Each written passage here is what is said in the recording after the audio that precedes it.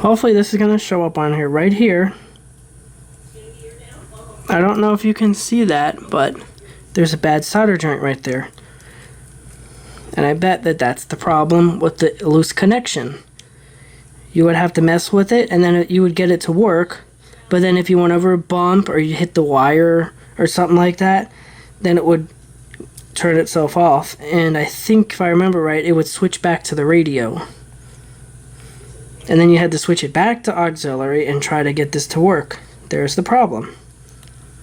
So I'm going to solder that and fix it.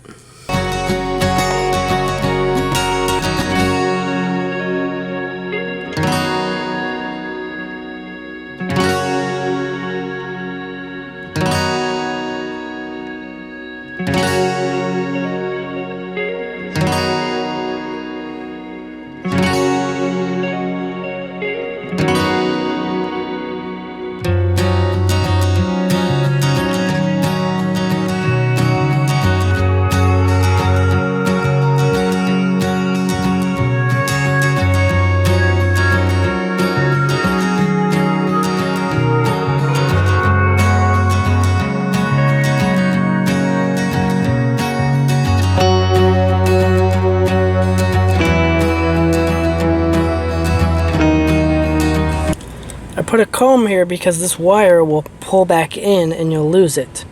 So you're gonna have to either pull it out, wrap something around this, so like a little rope that's hanging out so you can pull it back out later, or use the comb like I did.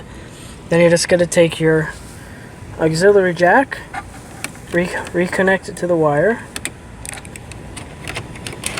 Now this thing just pushes right in like this. Make sure that little thing's on the top, and then that is for this little cover. This came off, you just put this back in. Hopefully it's going to work better now. I had to resolder pretty much all those joints in that area because the soldering was all cracked. And in order to get this out, you're going to get a knife and carefully work it around here until you can pop this out. Be careful because this plastic is fragile and it will break. I've replaced some of this plastic in here and it was not cheap. And the parts I got were used from another Toyota. See, I have the cable in there. See the stereo there? It's on auxiliary. I'm gonna move it a little bit. When I would do this before, or go over a bump, it would make this switch off back to radio. But see, now it's not doing that anymore. And then what I'm going to do to avoid any copyright nonsense, I'm going to play one of my YouTube videos on my phone through the car radio, so you can hear it working. You need a 1/2-inch socket. Down here is another bolt that you have to remove, 1/2 inch. Unscrew the top bolt.